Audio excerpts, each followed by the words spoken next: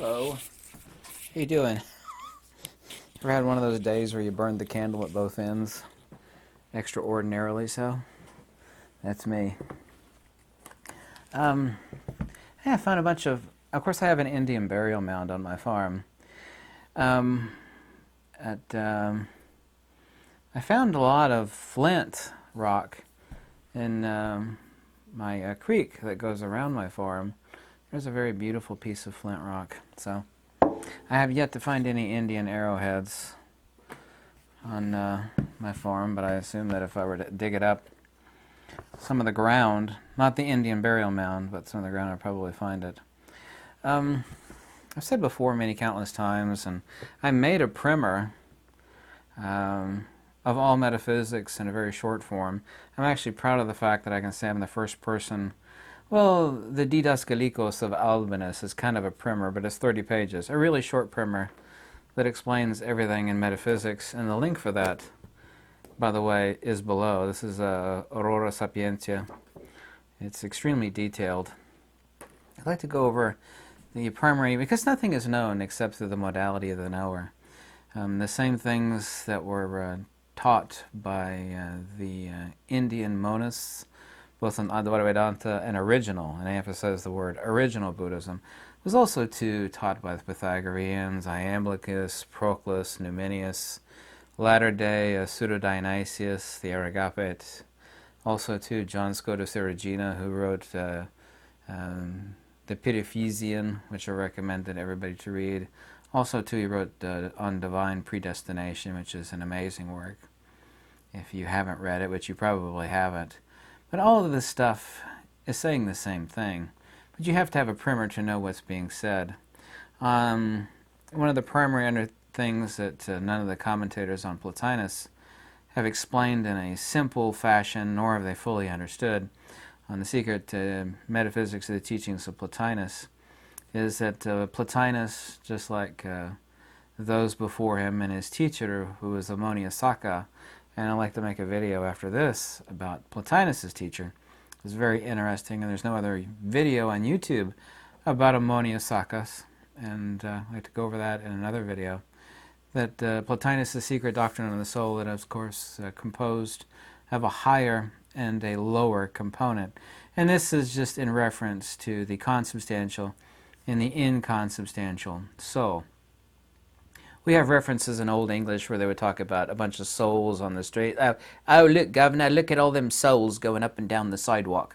We don't talk like that anymore, but when someone says a soul in reference to a psychophysical entity, they're referring, of course, to a consubstantial soul, and I'll explain consubstantiality here in just a second as it pertains to the soul. And there's a very brilliant analogy I keep using, the radio analogy.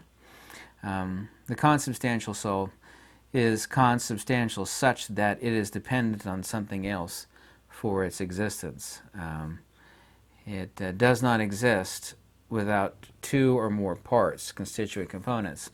In the case of white light through a red filter, that red light after the filter is consubstantial upon the filter and the light. It's the resultant of effect of two or more things, in this case just the light and the filter.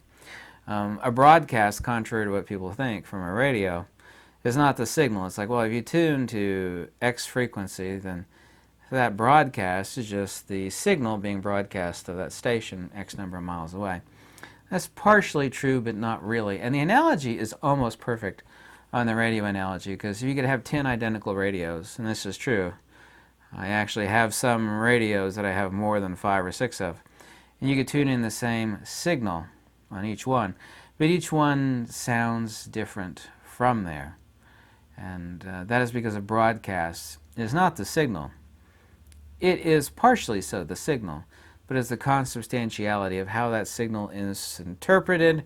And when you get to the older radios, each one is different, kind of like each violin is different. I mean, why does someone pay, $1 million for a Stradivarius violin?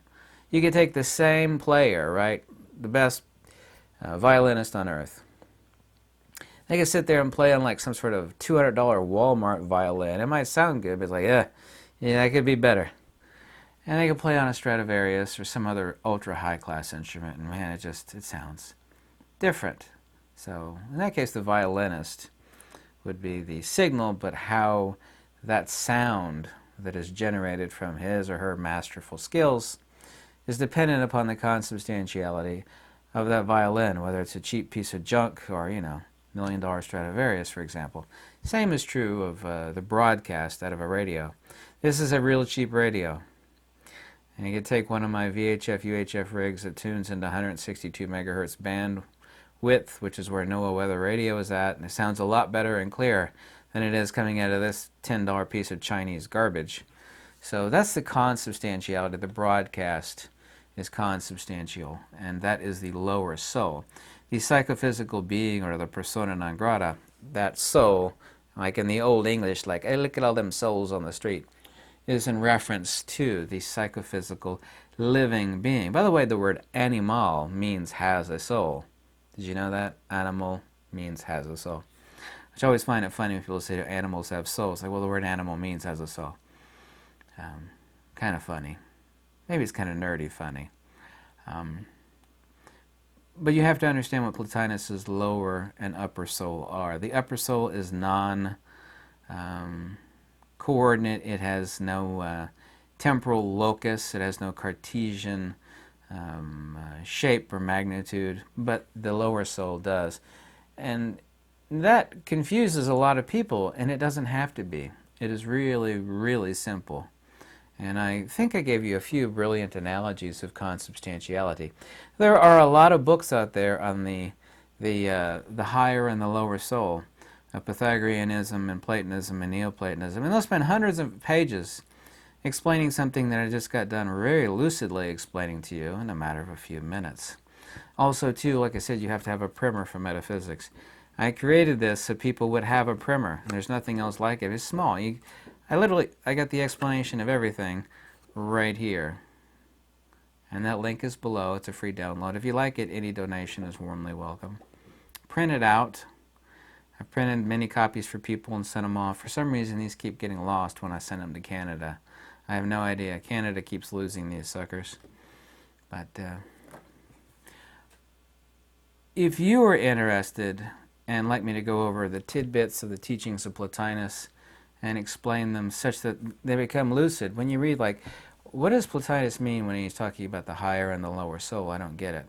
Well, the lower soul, of course, is the coordinate, the consubstantial, the broadcast in our radio analogy.